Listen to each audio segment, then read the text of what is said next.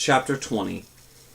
I don't know if there's a standard list of things you should be thinking about when you've been sucker punched by a supervillain, but here's some of what went through my head as I went flying backwards, crashing into a wall.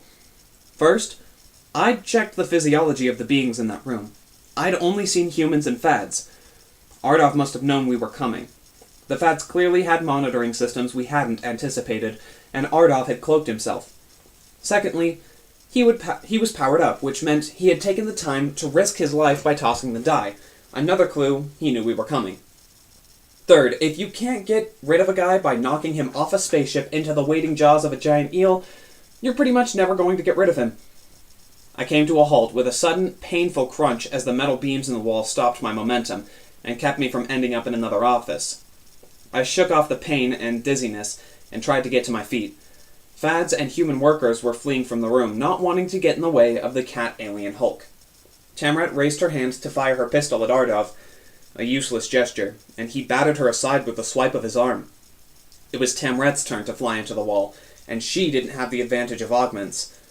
Now, I was angry. My upgrades included a bioscan, so I took a few milliseconds to review Tamrat's vitals. Had she been human, she would have suffered at least a few broken bones, but her raw physiology had saved her from any serious harm. There was no guarantee she'd be so lucky next time, though. I had to do everything I could to keep his attention off her. That meant it was time for another fight with Ardov. I'd taken some blows the last time, what with him beating my face literally to a pulp.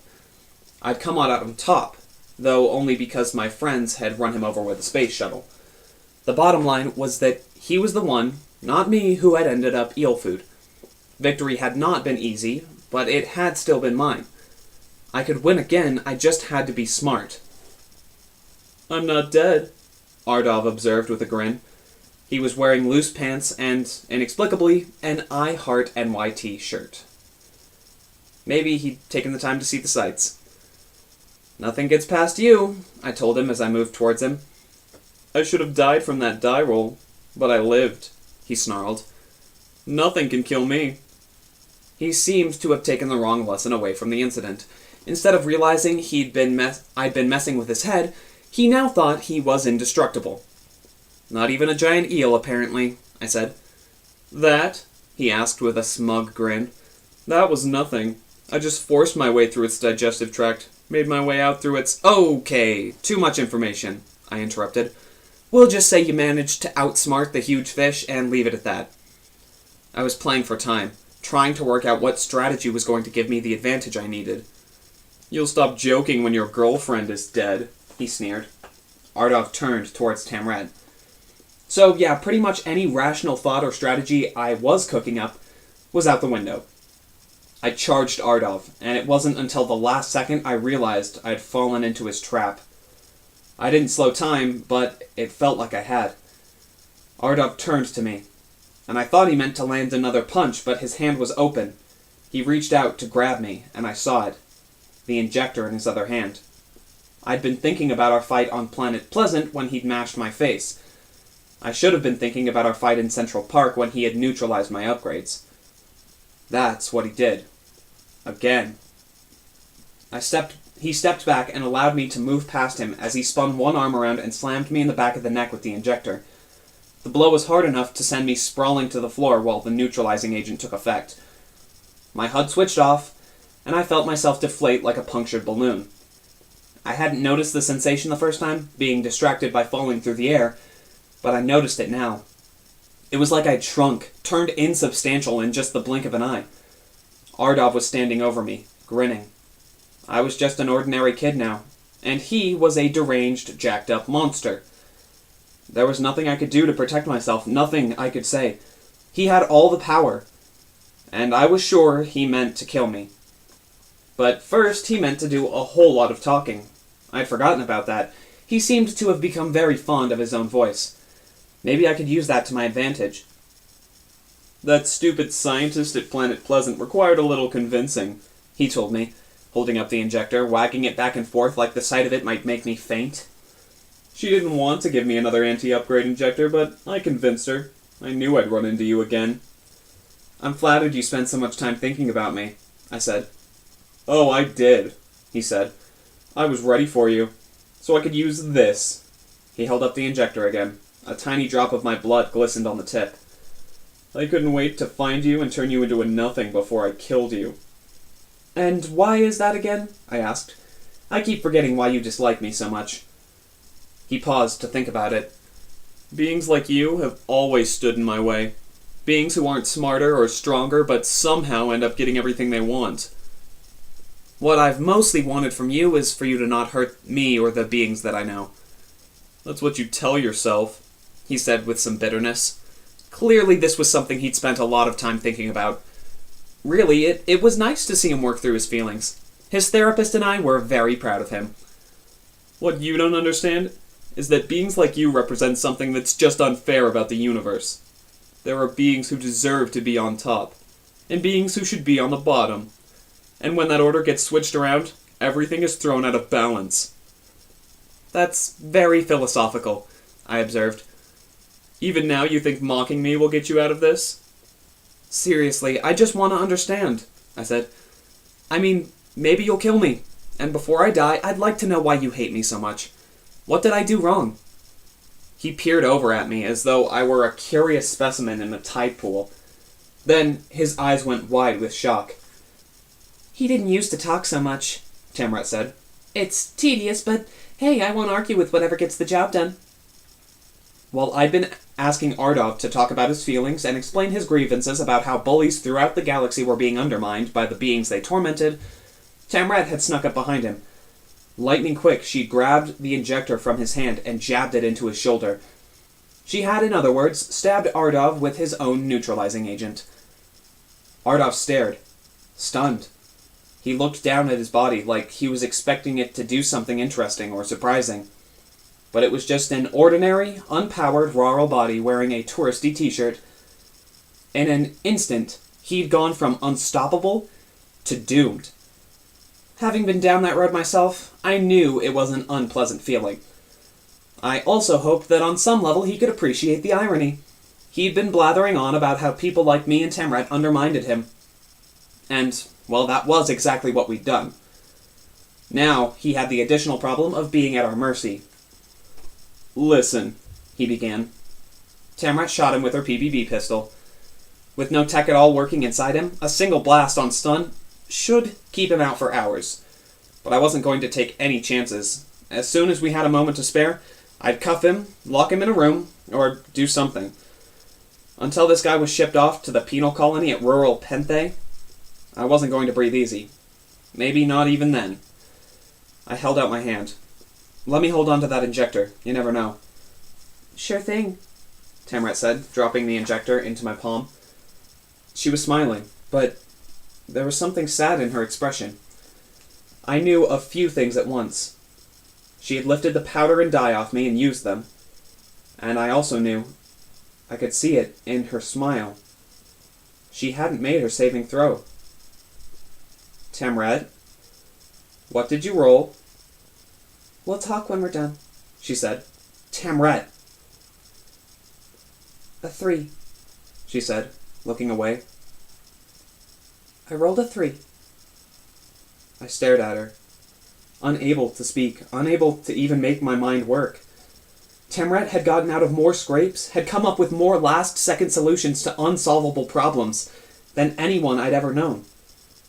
How could the luckiest, most resourceful being I've ever known have rolled a 3? Tamrat was going to die. What kind of stupid system was this, anyhow? Who were these formers, and why had they designed their technology with these obstacles and hoops to jump through? What pleasure did they get from watching inferior beings like us run around like rats in a maze for their entertainment? They were gone. Millennia gone. And we were still putting on a show, like actors forced to perform a play with no one watching. Tamrat, I said again. My voice came out like a croak, something broken and jagged. She forced another smile. Let's do what we came here to do. Let's get these fads off your world, and then we'll talk. Okay? She only had a few hours left before the same technology that had allowed us to survive to this point killed her. and she didn't want to waste it. She was not going to spend her last hours crying or complaining. She wanted to do something that mattered. I wanted to hug her, to cry, forget about the stupid fads and their stupid invasion. But I couldn't do that. I couldn't indulge. She needed to complete the mission, and I was going to make sure that she did. "Okay," I said. I gritted my teeth and sucked in a deep breath. "Let's do this." She smiled at me, and I saw the real Tamret. She'd dropped her guard, let go of her worries about our responsibilities to our worlds. It was just her, the tough, unstoppable, determined girl who had changed my life. I had to press my hand against the wall to steady myself, but I could not break down, not when she needed me. "Okay," I said again. "Let's mess up some fads." The final, most protected chamber required another round of hacking to access, but Tamret made short work of it. We entered the control room full of workers. Tamret took about a half-second to turn them into unconscious workers. All around us were workstations and consoles, beeping and flashing questions at us. This was the power hub of a phatic colony. Everything that made their occupation possible filtered through this station. It was time to shut it down. Tamret scanned the room and picked one of the workstations, shoving an unconscious fad out of the way before she sat down. Her eyes glazed over for a second, and I could tell she was interacting with her upgrades. Then she began typing, her fingers moving in a furious blur over the keyboard. "This is going to take a few minutes," she said. "It's incredibly complicated, even for me. Even for enhanced me. They really, really don't want anyone doing what we're about to do. And they actually bothered to get some programmers who knew their stuff to make it difficult." "Okay," I said, not sure what she needed from me. "If I have to stop, even for a few seconds, everything I've done will reset, and I'll have to start over. If that happens more than once, the system will lock me out. We'll have failed." "You can do it," I said, making an effort to keep my voice from wavering. "You're sweet to say so," she said with a slight sneer as her fingers danced over the keyboard. "The main thing is you're going to have to keep the security forces off me while I work. We triggered some kind of alarm. I shut down the elevators and put up some barriers, but they'll be able to break through and start climbing the stairs any second." "How many are coming?" I asked. 137, she said. "An infrared scan shows a small convex icosahedron. We have to assume one of the guards has gotten the former military tech tree. You can't let any of them get near me. You up for this?" "Not a problem," I said, with entirely false confidence. This was, in fact, a huge problem. Still, I understood what I had to do. There were missions like this in a million video games.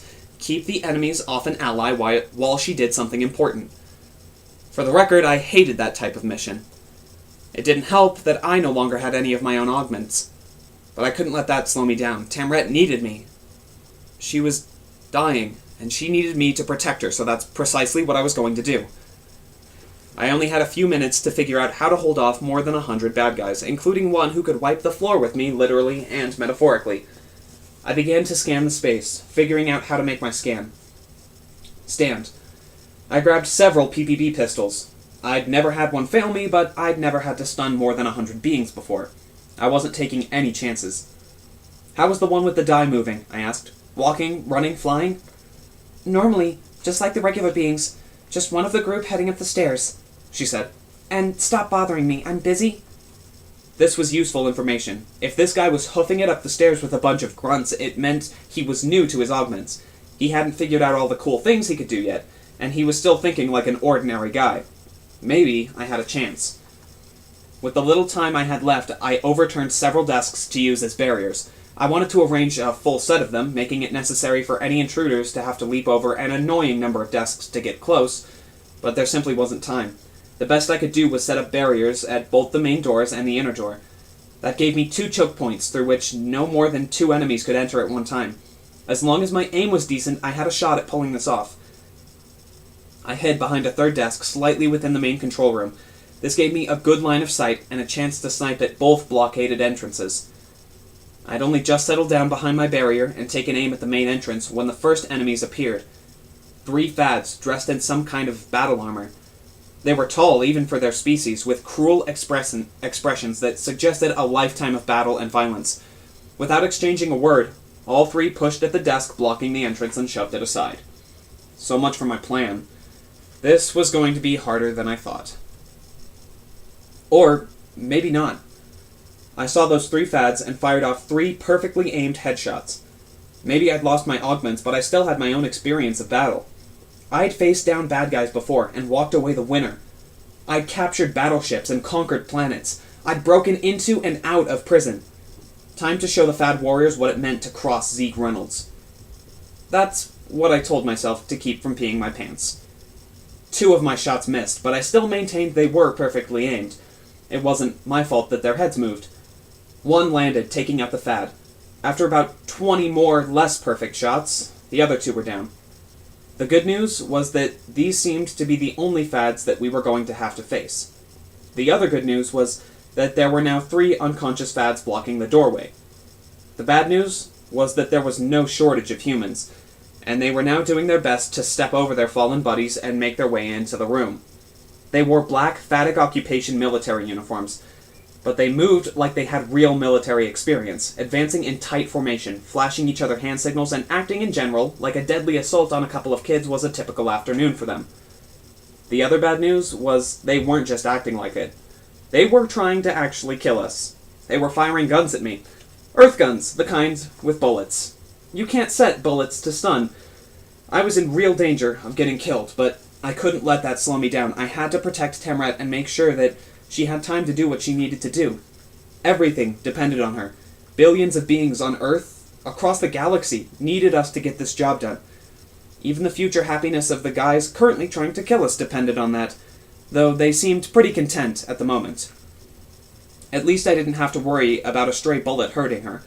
I knew her shielding augmentation would filter anything like that out. All I had to do was keep these people from getting past me, and preferably avoid getting shot while doing it. I began firing my PPB pistol at the soldiers who were coming through the door. Each one who fell only made the bottleneck harder for the enemy to squeeze through. I was able to pick the soldiers off fairly easily, especially the ones who paused to survey the room, take stock of the situation, and make a reasonable effort to kill me. The loud popping of weapons fire was unnerving, as was the clang of bullets hitting the desk I was hiding behind. Most of the shots went wild, though. The ones who tried to take careful shots ended up stunned. The others weren't giving themselves enough time to aim. It was starting to get hectic in here. The bullets theoretically aimed at me were now slamming into walls, furniture, and Fadic computers. Dust from plaster and wood, and smoke from the guns were starting to obscure their vision. Then, a window shattered, letting in a gust of wind. It cleared the air, but papers began to fly around the control room. It was chaos, but I felt sure that the chaos worked in favor of the few making the stand rather than the many trying to prevent them from liberating them. Then, all at once, no one was trying to get through the door. Had I gotten them all? I'd never stunned 137 beings before, so I couldn't speak from experience about how long it was supposed to take. But I didn't feel like I could have taken out more than a couple dozen by that point. I certainly hadn't taken on anyone who had been augmented. They were up to something, and I didn't know what. "Clear!" one of them shouted. That's when I figured out what they were up to. They were up to making something explode. Then, something exploded.